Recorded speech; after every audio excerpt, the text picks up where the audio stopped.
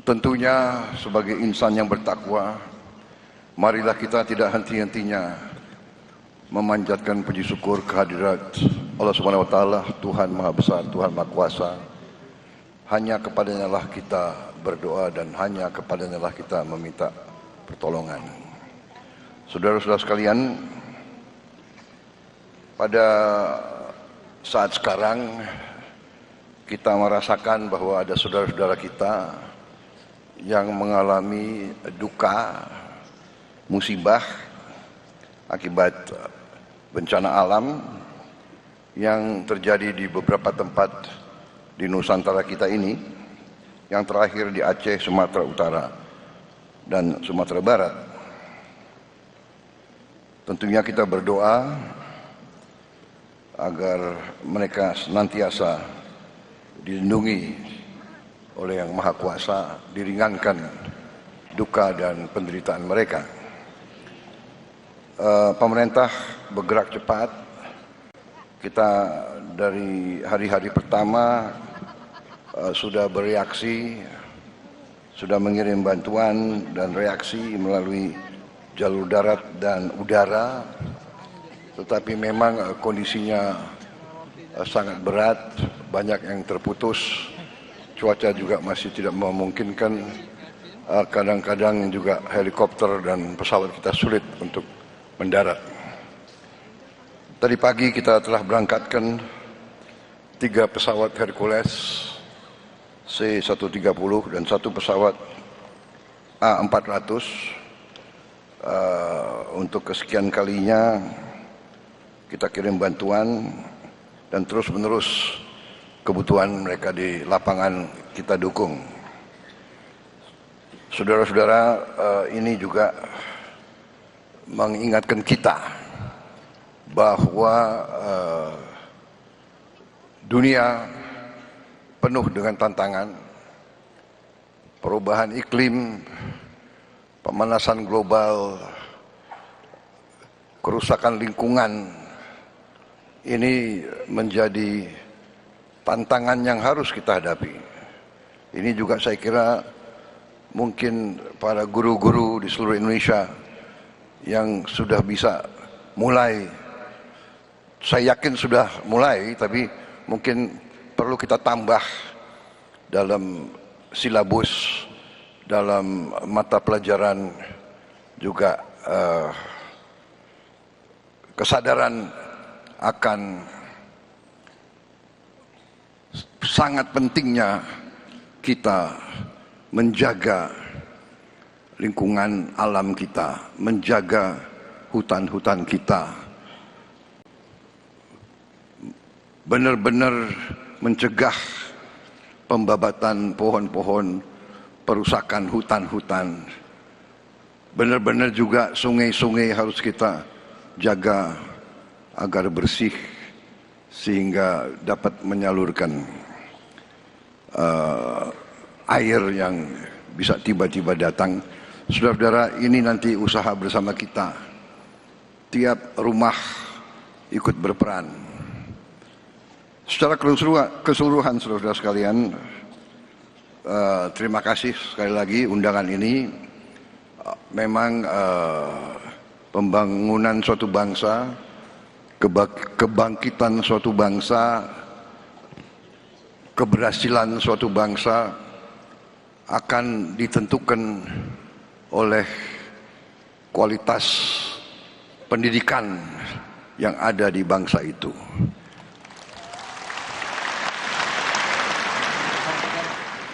Karena itu, setiap negara yang berhasil harus investasi besar-besaran dalam bidang pendidikan. Dan sesungguhnya elit politik bangsa Indonesia sudah mengambil keputusan politik untuk investasi besar-besaran di bidang pendidikan. Bidang pendidikan adalah mata anggaran yang terbesar dalam anggaran nasional kita. Dalam APBN kita, mata anggaran yang terbesar adalah pendidikan. Oleh undang-undang, bagian pendidikan, mata anggaran pendidikan harus memenuhi minimal 20%. Kalau tidak salah, APBN kita sudah lebih dari 20%. Total semua yang akan kita kerahkan. Saudara-saudara, anggaran yang demikian besar, kita harus pastikan, harus yakinkan sampai benar-benar ke ujung sasaran kita, yaitu para guru, para siswa, dan sekolah-sekolah, sarana, gedung-gedung, buku-buku, semua yang dibutuhkan untuk kualitas pendidikan yang terbaik. Kita harus yakini sungguh-sungguh sampai. Saudara-saudara sekalian, bagian dari APBN kita sudah sangat besar. Banyak negara lain tidak menempatkan pendidikan paling atas. Negara-negara tertentu menempatkan pertahanan yang paling atas. Ini bisa diperiksa. Anggaran India, anggaran Pakistan, bahkan anggaran Singapura, anggaran apalagi anggaran negara-negara lain, Amerika Serikat. Di banyak negara itu anggaran pertahanan yang paling di atas. Kalau tidak salah, di India pertahanan paling atas, nomor 2 adalah makan bergizi gratis, nomor 2 di India. Pendidikan mungkin bagian dari itu, tapi di Indonesia pendidikan mata anggaran yang paling besar. Tapi yang ingin saya ingatkan untuk semua aparat dari pusat sampai provinsi sampai kabupaten, kepala dinas, para gubernur, para bupati, pastikan anggaran pendidikan sampai ke tujuan yang kita tujukan.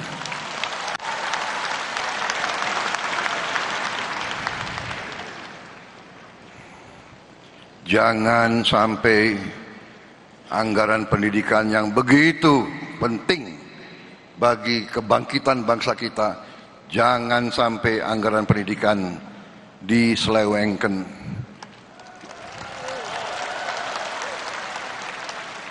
Jangan sampai anggaran pendidikan dikorupsi.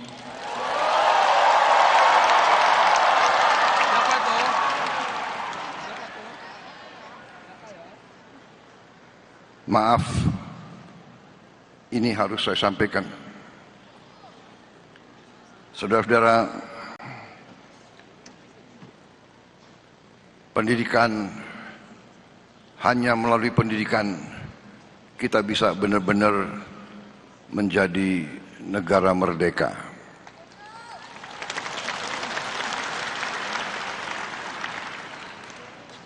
Karena itu, Hari Guru Nasional ini kesempatan sekali lagi saya ucapkan penghargaan, terima kasih saya atas nama bangsa dan rakyat Indonesia. Terima kasih saya kepada semua guru yang ada di Indonesia, semua guru dari semua tingkatan. Saudara-saudara sekalian,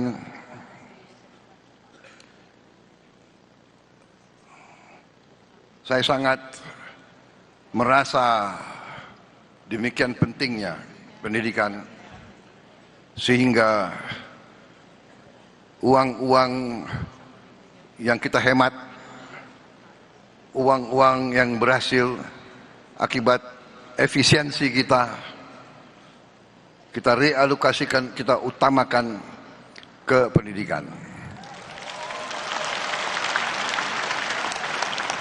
Tahun ini kita baru mampu memperbaiki 16.000 sekolah. Baru mampu.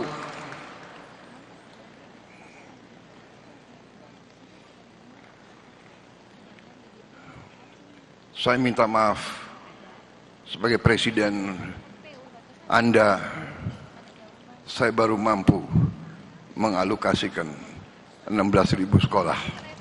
Tapi tahun depan saya bertekad untuk melipat gandakan itu.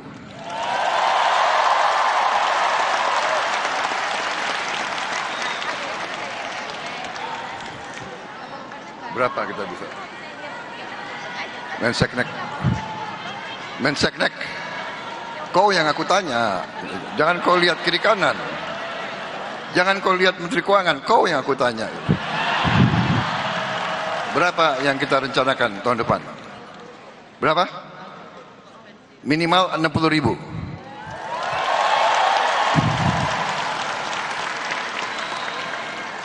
$60.000 pun saya tidak puas. Menteri Keuangan, bisa kita tambah?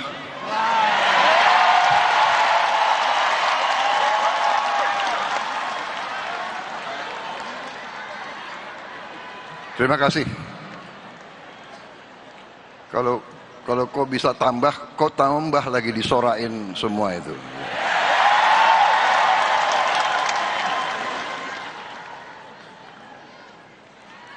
Saya kira cukup ya, cukup, intinya itu kan.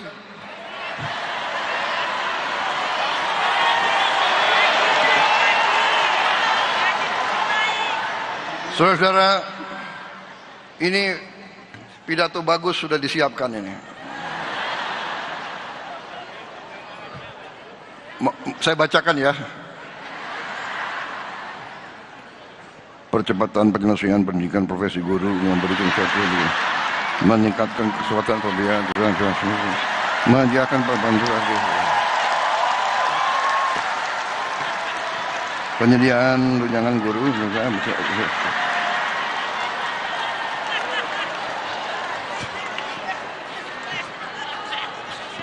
Bosan nggak kau dengar kayak gitu? Bosan. Jangankan kau, aku pun bosan.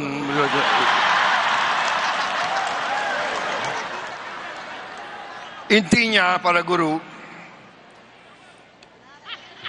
intinya adalah saudara-saudara adalah tonggak yang paling penting dalam pembangunan bangsa Indonesia.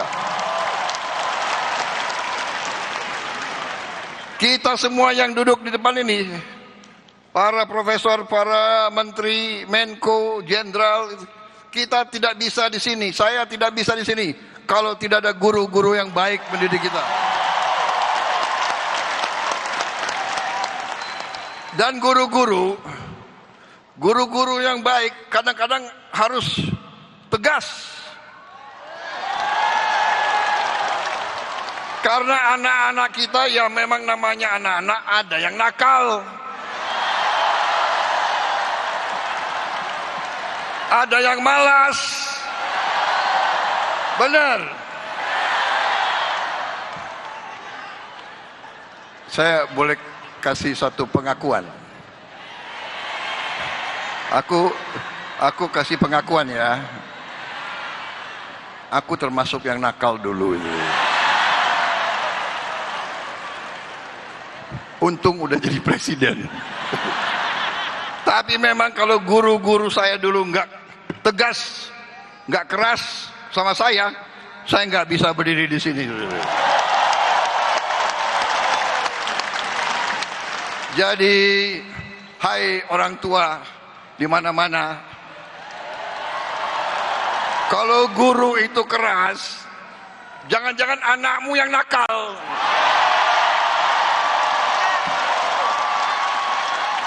Benar.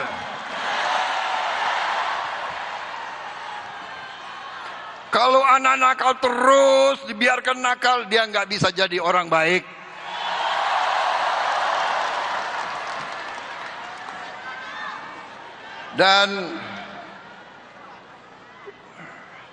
Dan ini ada fenomena. Kadang-kadang justru yang kalau nakal itu oke lah ya, nakal itu, tapi kalau kurang ajar, nah ini nggak beres, ini kurang ajar ini. Ya. Kadang-kadang ada murid yang kurang ajar, ya kan? Ditegur oleh guru, dia membalas gitu loh. Merasa dirinya jagoan. Ada waktu saya Menteri Pertahanan, ada sekolah yang di bawah Kementerian Pertahanan. Ada. Dapat laporan murid-murid yang jawab nggak sopan ke gurunya.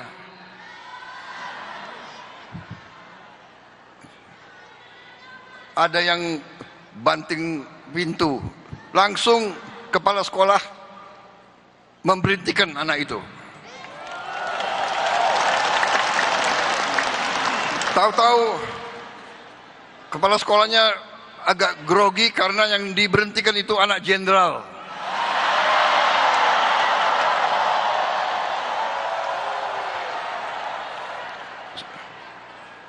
Kepala sekolahnya telepon saya bilang, nggak usah ragu-ragu, mana jenderal itu, suruh menghadap saya.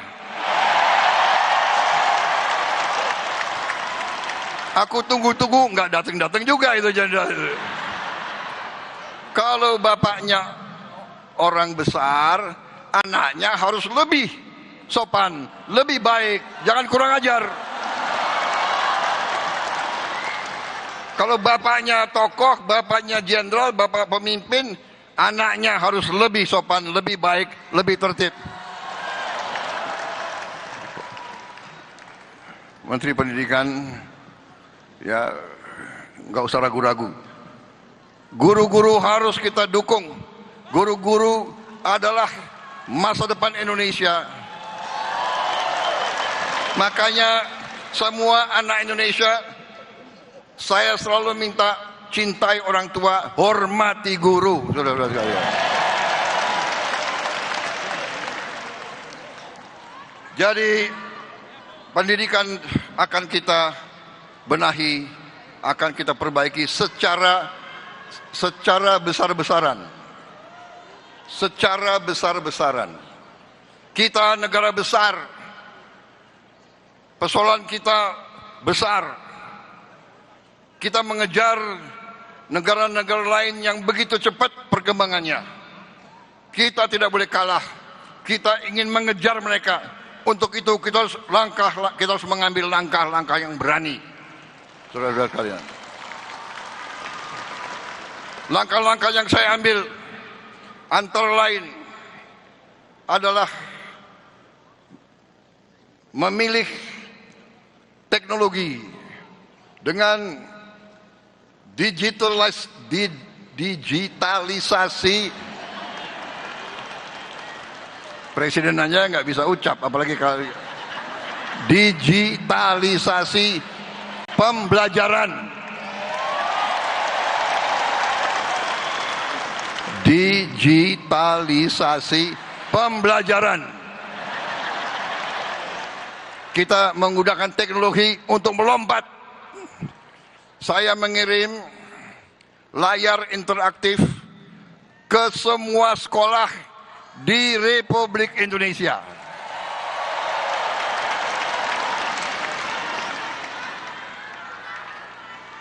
Saudara-saudara sekalian, saya dapat laporan sampai tadi malam sudah sampai lebih dari 200.000 layar. Mungkin sudah mendekati 215.000, mungkin. Saya tidak tahu, Menteri Pendidikan ya. Tapi insya Allah akhir Desember atau awal Januari akan sampai ke seluruh 288.000 sekolah di seluruh Indonesia. Masalahnya adalah cuaca yang sangat menantang, sehingga kemungkinan pengiriman ke daerah-daerah yang susah itu agak lambat. Sekali lagi saya mohon pengertian.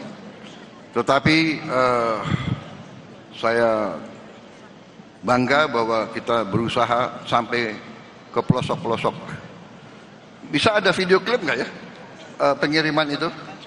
Layar-layar ada? Mana tim? Ini nih, bukan itu sungai.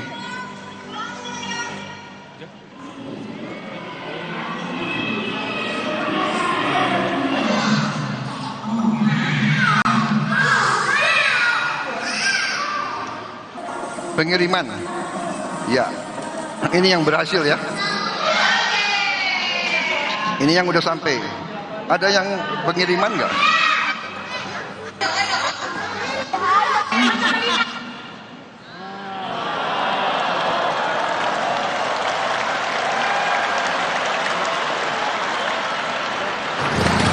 Bayangkan, sampai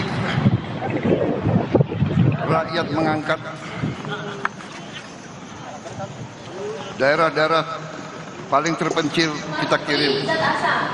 Demikian pentingnya kita menganggap setiap sekolah, setiap ruang kelas, tidak boleh ada satu desa yang tertinggal.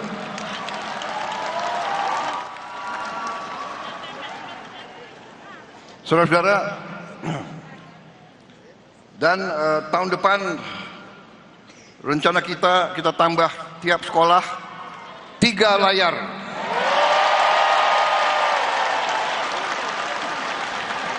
Dan tahun depannya lagi 2 layar. Jadi tiap kelas harus punya layar-layar interaktif itu.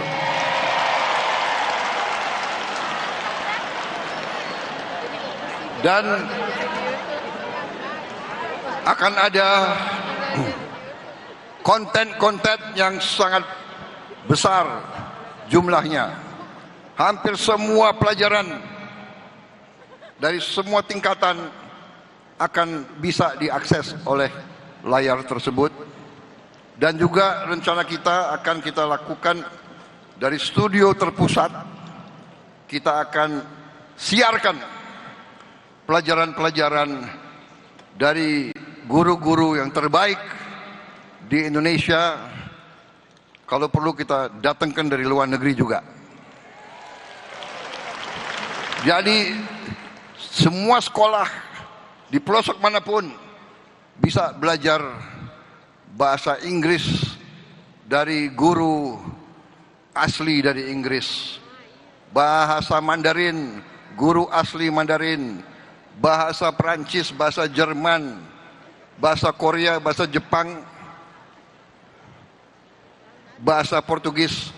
Kita ajarkan di semua sekolah kita, supaya nanti anak-anak kita begitu lulus, dia bisa bekerja dimanapun di bumi ini, saudara-saudara sekalian. Dia bisa bersaing dengan siapapun. Saudara-saudara, tadi sudah disebut, kita tambahkan program-program supaya guru-guru kita bisa naik kelas, bisa punya gelar S1. Tapi yang penting jangan hanya kejar gelar, tapi benar-benar ilmunya, pengetahuannya itu yang harus dikuasai.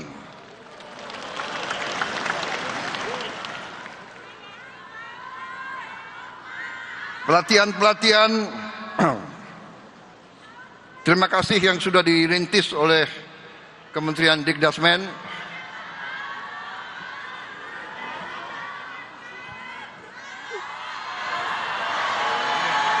Apa? Enggak dengar saya.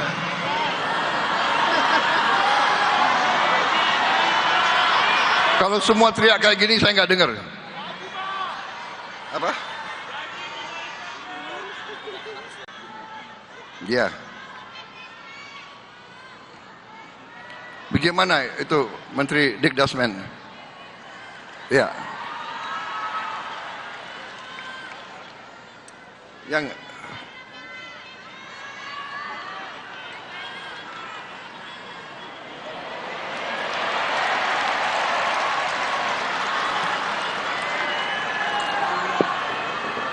Terima kasih Bapak Presiden.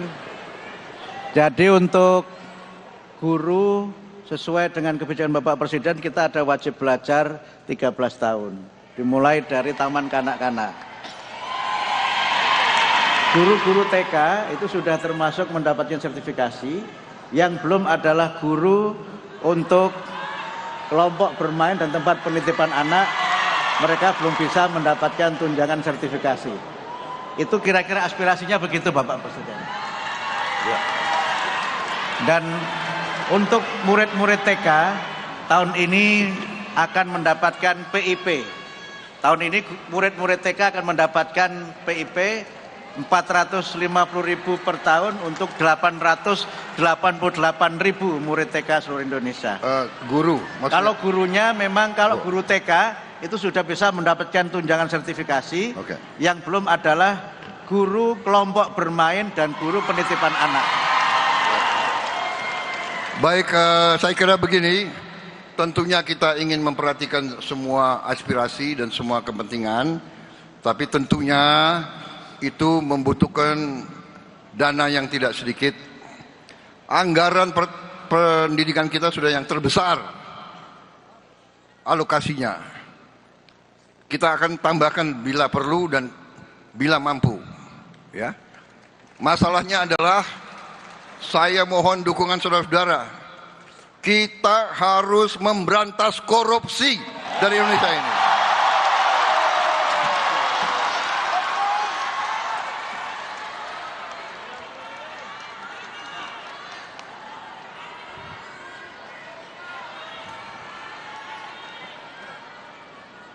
Saya bertekad untuk memberantas korupsi dari Indonesia. Memang saya minta pengertian. Masalahnya sudah sangat berat, tidak bisa dalam 1-2 hari. Saya tidak punya tongkat Nabi Musa, saya tidak punya. Dan kita punya sistem. Ya, memang ini masalahnya. Anggaran di rongrong, markup di mana-mana. Saya minta menteri-menteri awasi anak buahmu, awasi pejabat-pejabatmu.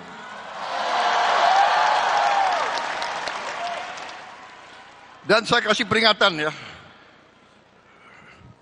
para birokrat kalau masih ngotot mau mempermainkan anggaran, mengira bahwa kita bodoh semua. Markup barang harganya 10 juta dinaikkan 150 kali.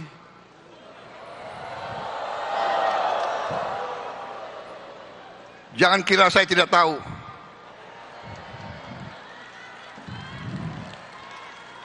Saya kasih peringatan para menteri, para kepala badan, pejabat, bersihkan aparatmu semuanya itu.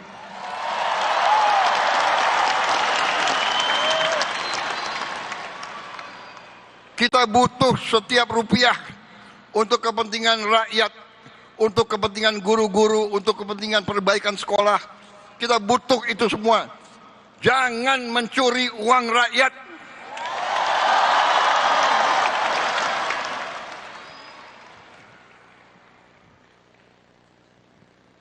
Terima kasih, Menteri Pendidikan.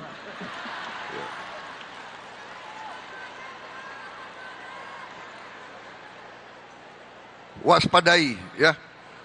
Ini banyak menteri di sini. Sekarang ada digital.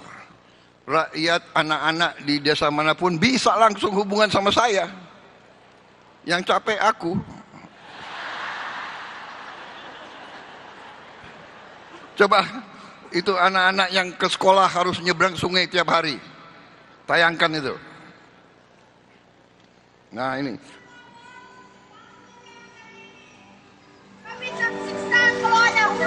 Mohon untuk dibangun kembali agar warga masyarakat bisa melewati jembatan ini, termasuk anak-anak sekolah. Ini koruptor-koruptor, lihat ini.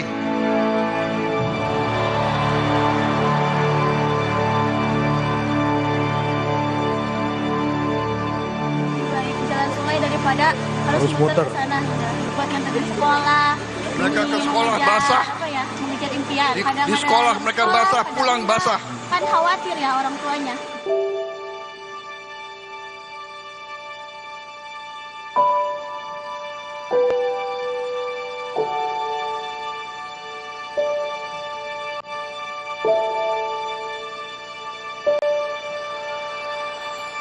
Kami keseringan dihambat banjir di saat kami pergi ke sekolah, dan kami mohon kepada Bapak untuk membangun jalan kami ini karena kami tersiksa kalau kami pergi ke sekolah. Saudara-saudara, akibat itu video-video yang dikirim langsung ke saya sudah bentuk satuan tugas khusus darurat untuk jembatan.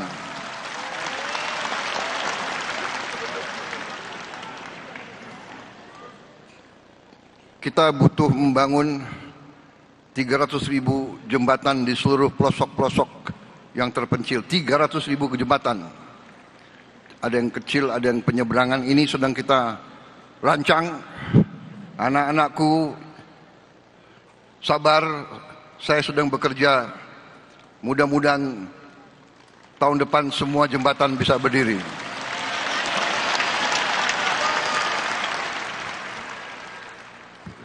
Terpaksa saya minta Menteri Dikti untuk kerahkan semua potensinya. Mungkin semua mahasiswa di Fakultas Teknik Sipil akan saya minta terjun ke desa-desa itu untuk membangun jembatan.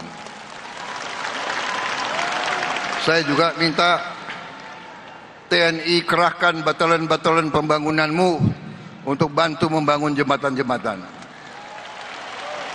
Kerahkan batalan-batalan zenimu untuk bantu.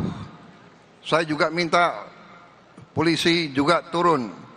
Saya minta itu kompi-kompi Brimob terjunkan, bantu rakyat di desa-desa untuk atasi ini. Masalah jembatan ini menjadi prioritas. Karena saya tidak rela anak-anak seperti itu tiap hari mempertaruhkan nyawanya untuk ke sekolah.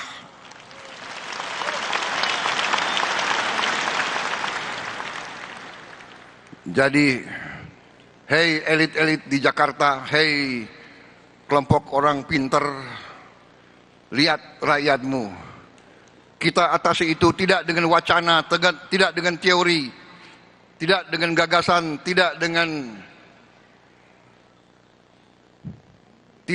hardik menghardik, tidak dengan maki memaki, tidak ngenyek. Kita harus atasi jembatan itu dengan kerja nyata, pikiran nyata.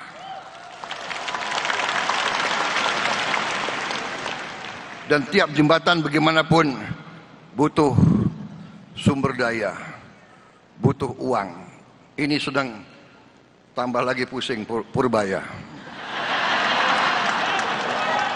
Enggak apa-apa Purbaya, pusingmu mulia untuk rakyat.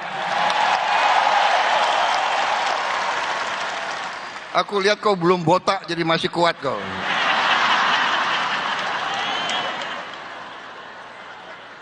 Wassalamualaikum warahmatullahi wabarakatuh.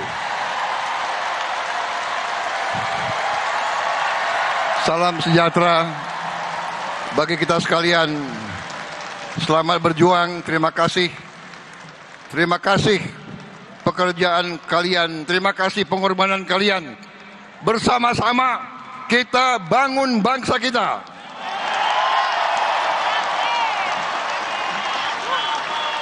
Saya minta dukunganmu, saya minta doamu, saya minta doamu,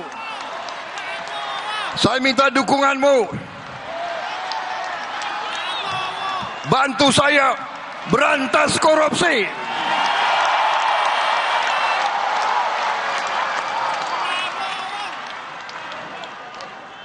Terima kasih. Selesai.